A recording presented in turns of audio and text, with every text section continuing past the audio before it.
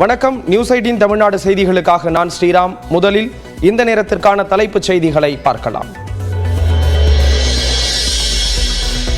சென்னையில் விளையாட்டுத்துறை அமைச்சர் உதயநிதி ஸ்டாலினை மரியாதை நிமித்தமாக சந்தித்தார் கர்நாடக துணை முதலமைச்சர் DK சிவக்குமார். திடக்கழிவு மேலாண்மை தொடர்பாக மாநகராட்சி அலுவலகத்தில் மேயர் உள்ளிட்டோருடன் ஆலோசனை.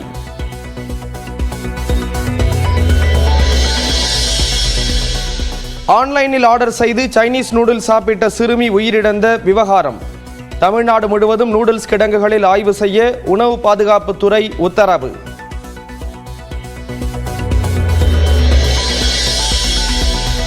விருதுநகர் மாவட்டம் திருச்சுழி அருகே சரக்கு வாகன ஓட்டுநர் கொல்லப்பட்ட வழக்கில் 4 பேர் கைது. முன்விரோதத்தில் கொலை நடந்ததாக கூறப்படும் நிலையில் மேலும் 2 பேருக்கு வலைவீச்சு.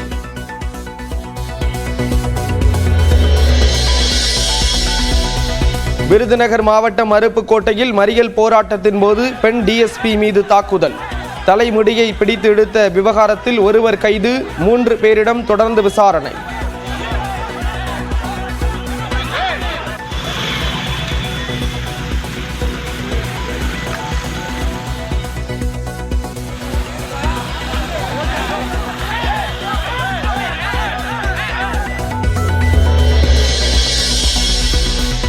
அருப்புக்கோட்டை பெண் DSPயை போராட்டக்காரர்கள் தாக்கியதற்கு அதிமுக பொதுச் செயலாளர் எடப்பாடி பழனிசாமி கண்டனம்.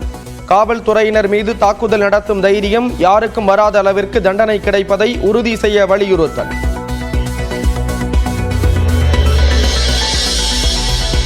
நடிகைகளுக்கு பாலியல் தொல்லை தந்த புகாரில் முன்ஜாமீன் கோரிய மலையாள நடிகர் முகேஷின் முன்ஜாமீன் மனு மீது நாளை மறுநாள் தீர்ப்பு.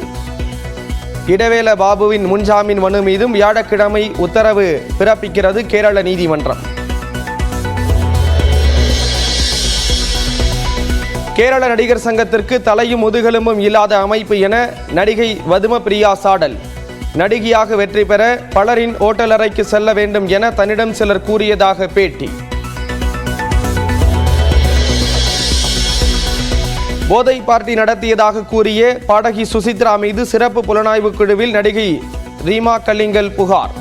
நற்பெயருக்கு களங்கம் விளைவிக்க முயற்சிப்பதாக அவதூறு வழக்கும் தொடர்ந்தார்.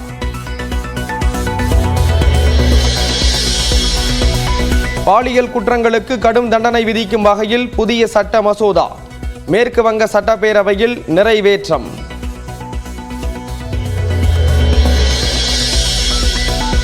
புதுக்கோட்டை மாவட்டம் குளத்தூரில் திமுக சார்பில் ஆலோசனை கூட்டம். பிரியாணி வாங்க தொண்டர்கள் முண்டியடித்த நிலையில் மயக்கமடைந்த இருவர்.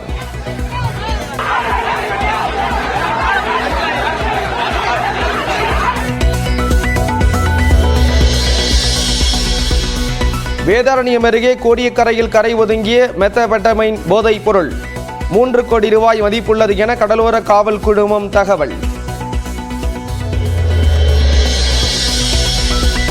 ஆந்திராவில் வெள்ள சேதத்தை தேசிய பேரிடராக அறிவிக்க வேண்டும். மத்திய அரசுக்கு முதலமைச்சர் சந்திரபாபு நாயுடு கோரிக்கை. Now, first of all, they have to declare national disaster. There are some guidelines.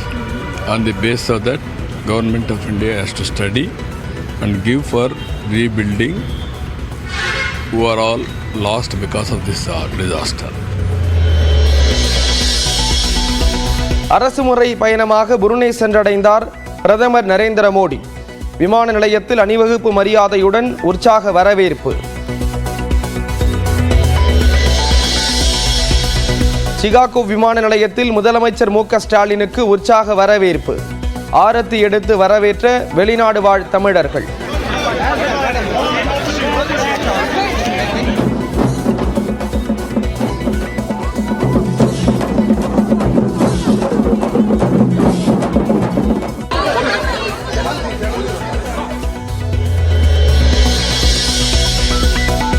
டெல்லியில் மத்திய அமைச்சர் அமித்ஷாவுடன் தமிழக பாஜக ஒருங்கிணைப்பு குழு தலைவர் H. ராஜா சந்திப்பு.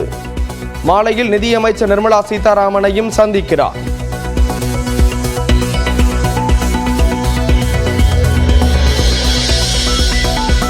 விஜயின் தமிழக வெற்றி கழக மாநாட்டில் ராகுல் காந்தி பங்கேற்க வாய்ப்பு இல்லை. எந்த தலைவர்களுக்கும் இதுவரை அழைப்பு விடுக்கப்படவில்லை என தகவல்.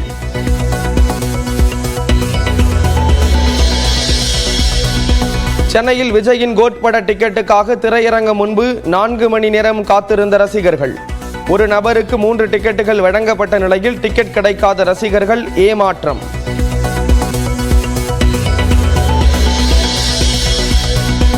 பள்ளியில் சாதிய மோதல்களை தடுப்பது தொடர்பான சந்துரு அறிக்கையில் உடன்பாடு இல்லை என உயர்நீதிமன்ற கிளை நீதிபதி சுப்பிரமணியன் அதிருப்தி. அறிக்கைக்கு பின்பே பொட்டு வைத்து பணிக்கு வருவதாக கருத்து.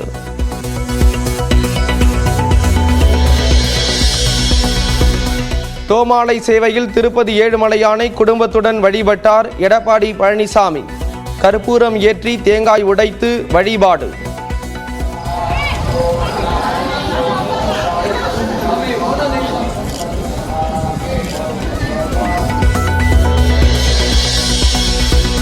சென்னை பல்கலைக்கழகத்தின் பட்டமளிப்பு விழா இம்மாத இறுதியில் நடைபெறும் என அறிவிப்பு.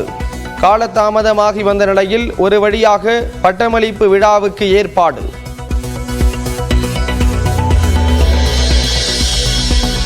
காஞ்சிபுரம் மாநகராட்சியில் திமுக மேயருக்கு தொடரும் எதிர்ப்பு.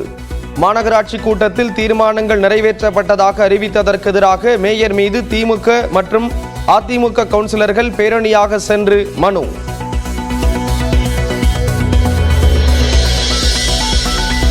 தமிழ்நாட்டில் 26 அரசு பள்ளிகளை பசுமை பள்ளிகளாக மாற்ற 5 கோடியே 20 லட்சம் ரூபாய் ஒதுக்கீடு. அரசாணை வெளியிட்டது தமிழ்நாடு அரசு. விருதுநகர் மாவட்டம் அருப்புக்கோட்டையில் பெண் டிஎஸ்பி தாக்கப்பட்டது தொடர்பாக 4 பேரை பிடித்து காவல்துறையினர் விசாரணை நடத்திய நிலையில் ஒருவர் கைது செய்யப்பட்டிருக்கிறார். ராமநாதபுரம் மாவட்டம் கமுதி அருகே உள்ள பெருமாள் தேவன்பட்டியைச் சேர்ந்த காளிக்குமார் என்ற இளைஞர் சரக்கு வாகனத்தை ஓட்டிச் சென்றபோது விருதுநகர் மாவட்டம் திருச்சுழி அருகே 5 பேர் கொண்ட கும்பல் அவரை வழிமறித்து வெட்டி படுகொலை செய்தது.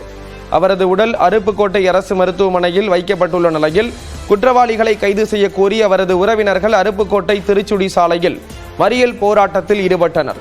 அவர்களை அருப்புக்கோட்டை டிஎஸ்பி காயத்ரி தலைமையிலான காவலர்கள் தடுத்து நிறுத்த முயன்றனர். அப்போது டிஎஸ்பி காயத்ரி இளைஞர் ஒருவரை தாக்கியதால் அவரை கும்பலாக சூழ்ந்த சிலர் தலைமுடியை பிடித்து இழுத்தனர். அங்கிருந்த காவலர்கள் டிஎஸ்பி காயத்ரியை அவர்களிடம் இருந்து மீட்டனர்.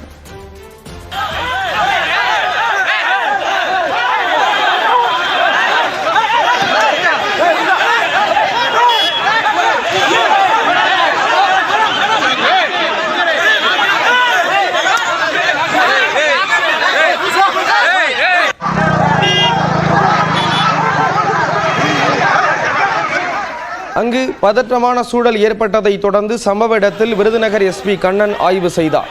கொலை சம்பவம் தொடர்பாக 6 பேர் மீது வழக்கு பதிவு செய்து 4 பேரை கைது செய்துள்ள நிலையில் தேவையற்ற போராட்டம் நடப்பதாக காவல்துறை தரப்பில் கூறப்படுகிறது. மேலும் போராட்டத்தின் போது இளைஞர் ஒருவர் அத்துமீறியதால் தான் டிஎஸ்பி தாக்கியதாக விளக்கம் அளிக்கப்பட்டுள்ளது. இதனிடையே பெண் டிஎஸ்பியை தாக்கியதாக 4 பேரை பிடித்து காவல்துறையினர் விசாரணை நடத்திய நிலையில் பாலமுருகன் என்பவரை கைது செய்தனர்.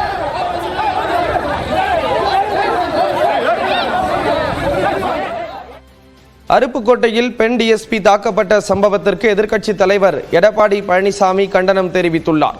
திமுக ஆட்சியில் பணியில் இருக்கும் காவல்துறையினருக்கே பாதுகாப்பு இல்லாத நிலை இருப்பதாக கூறியுள்ள அவர், பெண் டிஎஸ்பியை தாக்கியவர்களுக்கு உரிய தண்டனை கிடைப்பதை அரசு உறுதி செய்ய வேண்டும் என வலியுறுத்தி இருக்கிறார். மத்திய உள்துறை அமைச்சர் அமித்ஷாவை தமிழ்நாடு பாஜக ஒருங்கிணைப்பு குழு தலைவர் ஹெச் ராஜா சந்தித்து பேசினார். தமிழ்நாடு பாஜக தலைவர் அண்ணாமலை உயர் படிப்புக்காக லண்டன் சென்றுள்ள நிலையில் கட்சியை நிர்வகிக்க ஹெச் ராஜா தலைமையில் ஒருங்கிணைப்பு குழு அமைக்கப்பட்டுள்ளது. இதனைத் தொடர்ந்து தமிழ்நாடு ஆளுநர் RN ரவியை ஹெச் ராஜா அண்மையில் சந்தித்து பேசினார். இந்நிலையில் டெல்லி சென்ற ஹெச் ராஜா மத்திய உள்துறை அமைச்சர் அமித்ஷாவை இன்று காலை சந்தித்தார். அப்போது தமிழ்நாடு அரசியல் நிலவரம் குறித்தும் பாஜக வளர்ச்சி பணிகள் குறித்தும் ஆலோசனை நடத்தியதாக கூறப்படுகிறது. இதனைத் தொடர்ந்து மத்திய நிதியமைச்சர் நிர்மலா சீதாராமனை இன்று மாலை சந்தித்து பேச திட்டமிட்டுள்ளார். இந்நிலையில் டெல்லியில் அமித்ஷாவை தமிழ் மாநில காங்கிரஸ் தலைவர் ஜி கே வாசன் சந்தித்து பேசினார். மரியாதை நிமித்தமாக இந்த சந்திப்பு நடைபெற்றதாக கூறப்படுகிறது.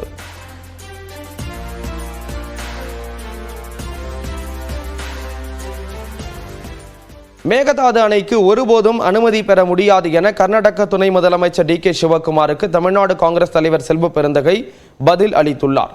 இது தொடர்பாக பேட்டியளித்த அவர், தமிழ்நாட்டின் அனுமதியின்றி ஒரு செங்கலை கூட எடுத்து வைக்க முடியாது என தெரிவித்திருக்கிறார்.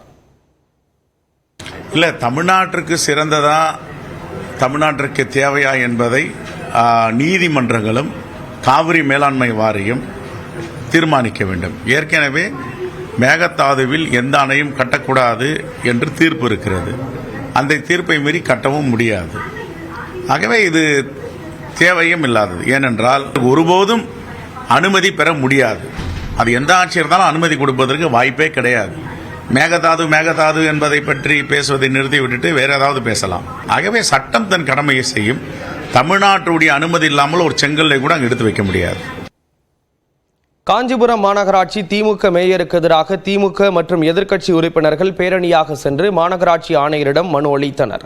காஞ்சிபுரம் மாநகராட்சியில் மேயராக உள்ள திமுகவை சேர்ந்த மகாலட்சுமிக்கு எதிராக அண்மையில் நம்பிக்கையில்லா தீர்மானம் கொண்டுவரப்பட்டது. இதன் மீதான விவாதத்தில் பெரும்பாலான உறுப்பினர்கள் கலந்து கொள்ளாததால் தீர்மானம் தோல்வியடைந்தது.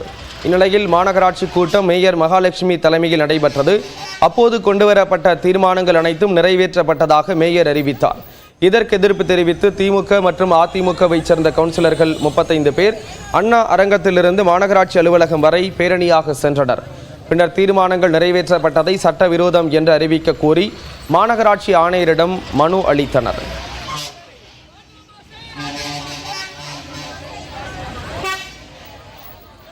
அரசுமுறை பயணமாக புருனே நாட்டுக்கு சென்ற பிரதமர் நரேந்திர மோடியை அந்நாட்டு பட்டத்து இளவரசர் ஹாஜி அல் முஹ்டாடி வரவேற்றார்.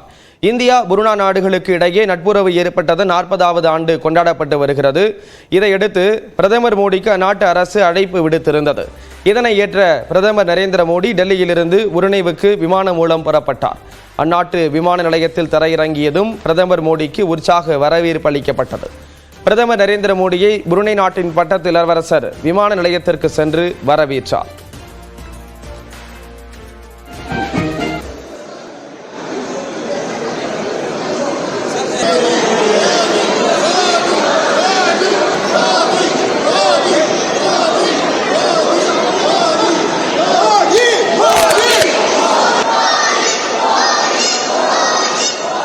புருனே நாட்டுக்கு அரசுமுறை பயணமாக செல்லும் முதல் பிரதமர் என்ற பெருமையையும் மோடி பெற்றுள்ளார். தலைநகர் பந்தர்செரி பகாவனுக்கு சென்ற பிரதமர் மோடிக்கு அந்நாட்டில் வசிக்கும் இந்தியர்கள் உற்சாக வரவேற்பு அளித்தனர். பிரதமர் மோடியுடன் கைகுலுக்கியும் புகைப்படங்கள் எடுத்தும் இந்திய வம்சாவளியினர் வரவேற்றனர்.